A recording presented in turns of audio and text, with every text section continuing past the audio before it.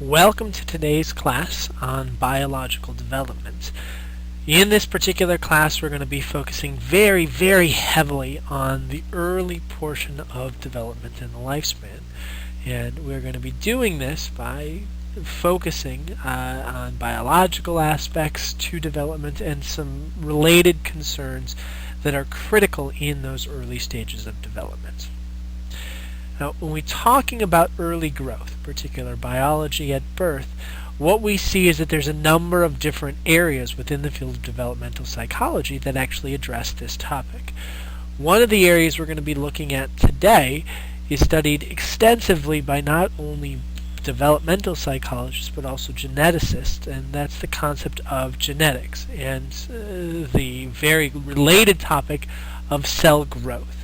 We're going to focus on that particular section in the first portion of this class.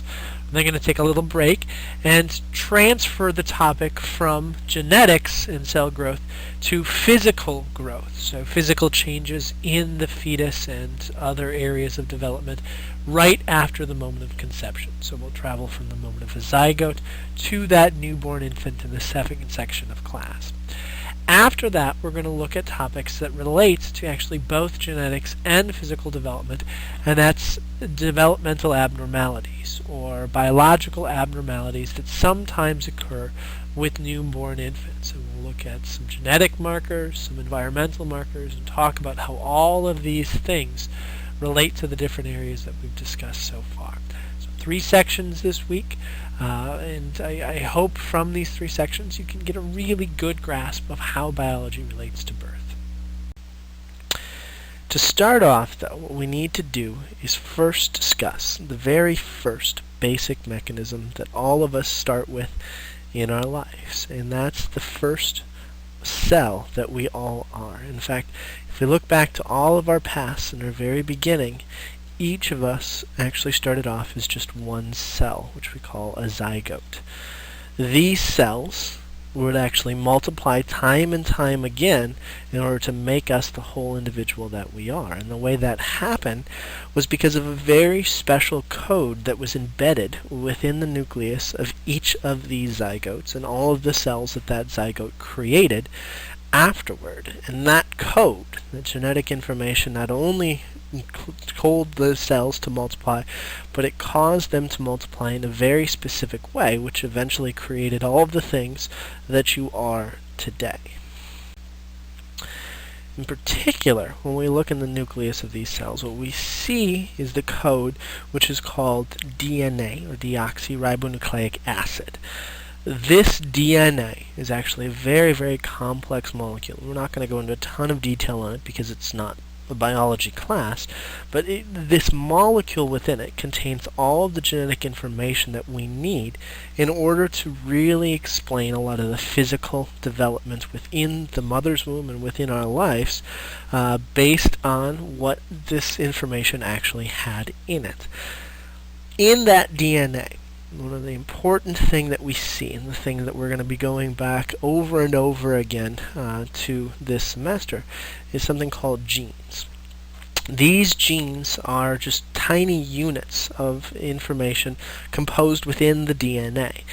And these genes, which are actually located in the strands of the DNA, which coincidentally is also located in something we call chromosomes, which we're going to be talking about more a little bit later, which is what the DNA is contained within. These genes contained within the DNA, which is contained within the chromosomes, are really the things that kind of direct all the activity within our systems. So they encourage the cells to replicate themselves, and they tell them how to replicate themselves, but they also tell the cells how to create things that we call proteins, and where it also tells the cells where to go once they've been replicated. And this information, all these direction, is actually contained within those genes that are found on the DNA that we see within each of our chromosomes in the body. In terms of how these genes grow, what we see within the individual is that not only do the genes have some impact on us directly, so within the cell, the genes tell the cells how to multiply, the cells where to go, But what they also see with these cells is that they tend to create kind of an interaction with our environment. So what we have is not only genes telling how our body should replicate, how our cells should move and multiply, but also genes that inform us, or I guess inform our body, of how to react when specific things are encountered. And this causes our body to actually react differently from other individuals based on, I guess, different stimuli outside of us compared to other individuals, based on the genes that we have within our system. So what you might hear along the way in this semester is that somebody has a genetic predisposition for something, or they might be susceptible to something like schizophrenia in the future because of the genetic combination that they have. That idea is based on this genetic environment interaction that we often see within a large sample of individuals. When we look at individuals, what we actually see is that when we combine all of the genes together, the ones that deal with how we grow, how our body changes, and the ones that deal with how we might interact with specific environmental factors, what we end up with is approximately 20,500 genes within each of us that really dictate all of the different developmental and other processes that we encounter throughout our life. And when we take those 20,500 genes and really combine them into one systematic summary of who you are, what we describe this as is something called a human genome, or the complete set of genes that is contained within you. Now, 20,500 genes allows for some very unique growth and development within each individual, even if that was where we ended. But in actuality, in addition to having these 20,500 genes, what we have within them is a system that actually dictates exactly how different proteins are going to change and how we might react to combinations of different situations. And what's more interesting is very often what we see is that combinations of genes not only have impacts on their own, but in combination we see very dramatic changes to an individual. So those 20,500 genes actually control a lot more than just 20,500 different things. If you're thinking of an analogy, think of a computer program. So if any of you are big gamers or love just to use any basic system, if you look at the scripts, the basic makeup of those programs, what you see is actually a fairly simple system. There's a number of commands, a number of strings, but once you kind of dive into that system, there's nothing that's extremely complex to it most of the time. However, when we look at the games, when we look at the end product, what we see is a huge plethora of information that's there, and a very grand scheme that's kind of using the combination of all the codes and information that have been combined together to make that system. Well, that's the same thing that's happening with genes. We have some very simple components, just about 20,000 of them, but when they interact with each other, and when they interact with the system that we have, in particular the proteins, we get a very elaborate person that has lots of different abilities and lots of unique characteristics due to these combinations that they have in their genome. If we look closer at the code, in particular if we look at the chromosomes within individuals, what we see is that even though each of us has our own genetic combinations, we're fairly similar, actually. In fact, each individual, at least each human individual, has approximately 23 pairs of chromosomes within them. In fact, almost everybody has those 23 pairs, except for very unique individuals who have something kind of different about them. With the 23 pairs of chromosomes, that leaves us with a total of 46 chromosomes within our body. And most of those chromosomes contain very similar genetic patterns and genetic pieces of information. In fact, we're talking in the upper 90% of us, actually even higher than that, 99% of us, we have all the same genetic code. It's just small, subtle differences within that genetic code that are there. And when we look at that genetic code and actually put it under a microscope and are able to look at the chromosomes, we actually see very similar structure in the chromosomes for each individual. In fact, if you look to the right, you'll see two pictures of two individuals, one on the top and one on the bottom, and their chromosomes that have actually been broken down from the nucleus of their cell. And those chromosomes are very similar in length, very similar in structure, and if we were able to break them down even more, we would see that a lot of the genetic code in them is very similar. The one major exception in this, between the person on the top and the bottom, is that very last pair of chromosomes, in particular the X and Y chromosomes. Obviously, males and females, for those of you that are familiar with this, have different chromosomes in their 23rd. Males having an X and a Y, where females having two X chromosomes. And that Y chromosome is highly recognizable if you look in the upper one because it's a lot shorter than the female chromosomes. And that's because there's less genetic material actually in males than there is in females for the development and different changes that actually take place. And when we look at that 23rd pair of chromosomes, we see the one exception to kind of this universal characteristic of chromosome pairs that we have across individuals. But that universality obviously is just typified in different sexes. All females have very similar X chromosomes, and all males will have one similar X chromosome and one similar Y chromosome. In terms of how these cells actually multiply, though, what we actually see is that going from that zygote to a full-grown individual requires a lot of cell multiplication that actually has to take place. And that cell multiplication can happen in one of two ways. Most of the cell multiplication that we have is through something that we call mitosis. And mitosis happens in a number of different phases called prophase, metaphase, anaphase, and telophase. In these phases, what's happening throughout this entire system is that those chromosomes that we have are actually multiplying, splitting, and then separating into two different cells. And in all mitosis instances, what we have is an exact duplicate of the original cell being produced from these individuals, or at least a very near approximation of those exact cells within the individual. So all the DNA, all that genetic information, transfers from one cell to the next. This particular process is very, very common within us. In fact, in our early years, or even early weeks, mitosis is happening very rapidly in order to keep up with the growth in our body. But as we age, as we get older, a second type of cell multiplication actually happens. We call this cell multiplication meiosis. And this is when the cell's nucleus multiplies, but instead of splitting into two different cells that are the exact same, it actually splits up into four different cells that we call gametes. These gametes are what we call the sex cells. They're actually the cells that are preparing us for reproduction. So for males, this type of splitting actually only happens in one particular area, and that's in the testes.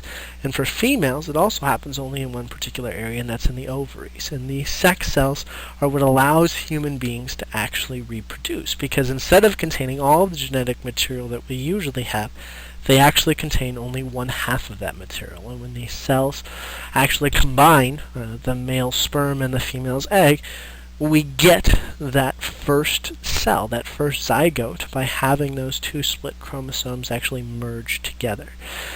That means, though, when we look at this particular cell splitting, that each cell can actually be unique. In fact, each individual cell has a very, very unique combination of genes within it. And that's why when we look at siblings or people that are just semi-related, we see huge differences very often between those individuals. Because when this cell splitting happens, it's not that we're getting half of what our mother has and half of what our father has when we're reproducing.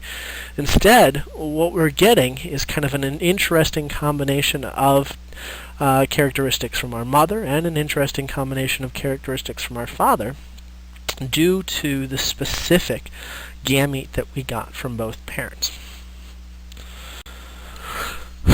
One other thing that greatly increases that variability from our parents when we talk about the different cells we have is a very interesting thing that we just discovered recently called crossing over.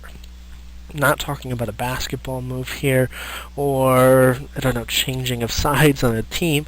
Instead, what we're looking at with crossing over is a very interesting thing that happens to cells. So when we talked about the 23 pairs of chromosomes, we said that those pairs are very similar to each other, and when they're kind of matched up together, they look like they're kind of intertwined. Well, when that intertwining actually happens, a lot of times some of those distinct chromosomes can start to wrap around each other, and when they start to split in this meiosis process, very often chunks of one chromosome will actually be intermingled with chunks of another. And that kind of intermingling, that crossing over, causes individuals to not just give off one chromosome, say from their mom or their dad, but instead kind of a weird hybrid combination of chromosomes that are transferred from one person to the next. And what's interesting with this crossing, what we're discovering, is that this is not something that just happens randomly. We have very specific chromosomes within our system that are more likely to have this crossing over occur. And when it occurs, the thought is that it saves us from a lot of problems that might happen. One of the things it allows us to do is allow for greater variability within reproduction. So instead of just having, I think the book talks about 64 million different possible outcomes for birth, we actually have way more than that because of this crossing over that occurs, because we get some weird genetic combinations that aren't just because of the different genes that are split in, I guess the different chromosomes that are split in each of the gametes.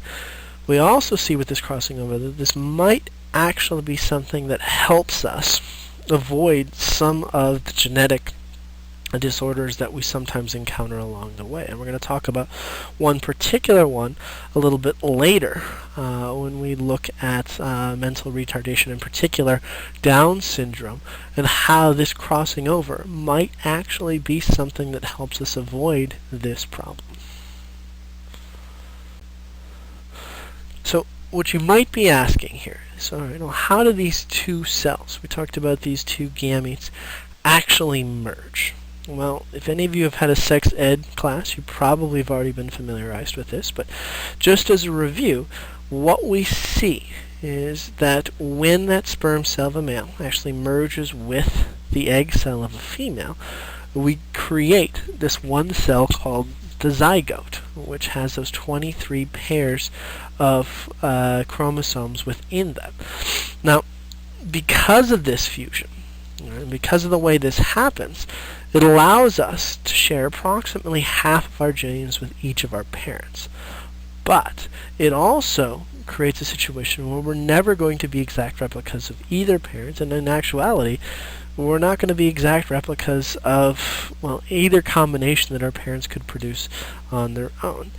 However, when this zygote is created, when this first cell is created, for most of us, it just involves kind of the reproduction of one zygote and then multiple cells kind of changing. But in rare instances, what sometimes happens is that first zygote, instead of splitting and creating an individual by splitting over and over again, on that first split, what happens in that first mitosis stage is that cell actually separates itself entirely into two separate entities.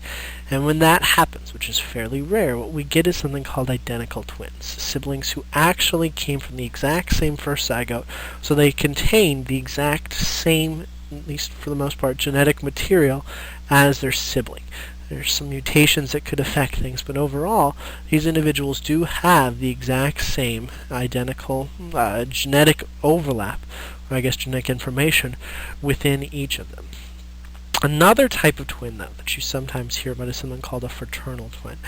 And I don't want you to get these mixed up, because we will be discussing them at numerous times throughout the semester. Fraternal twins are twins that are born from the same time, in the same womb, but the difference between fraternal and identical twins is the fact that fraternal twins don't share that same first zygote. What happens here is that there's actually two cells, or I guess two egg cells, that have been fertilized at the exact same time in the mother's womb. And this can happen for a number of reasons. One of the reasons, the more common reasons in the past, was that a mother would accidentally, or I guess have a genetic predisposition to produce 2 egg cells at once. And those 2 egg cells that have been produced were both fertilized at the time of conception. However, one recent way that this has also started happening is through different types of fertilization techniques that have been happening. One of the more common ones is something called in vitro fertilization, where a mother is actually injected with multiple fertilized cells within her womb. And in this case, very often, more than one child can survive, or more than one zygote can survive, and the mother will actually have multiple children. These children do not come from the same zygote, but they share the same genetic overlap as most siblings because of kind of the shared genetic information for both the mother and father that they're exposed to. Now, what I thought we'd do to kind of understand this idea of heritability a little bit better, and kind of understanding where genes are coming from and kind of where there's might be some confusion still, is by having a little activity. So what I'd like you to do for the next 5 minutes or so is think of 10 observable characteristics about yourself. So maybe your height, your smile, your eyes, your hair color, anything like that. And I'd like you to think of whether or not this characteristic is something that you can attribute to your mother, your father, or neither. And when you start to talk about that, what we're going to talk about then is kind of the different characteristics of genes and these combinations that we get from both in order to determine who we actually are.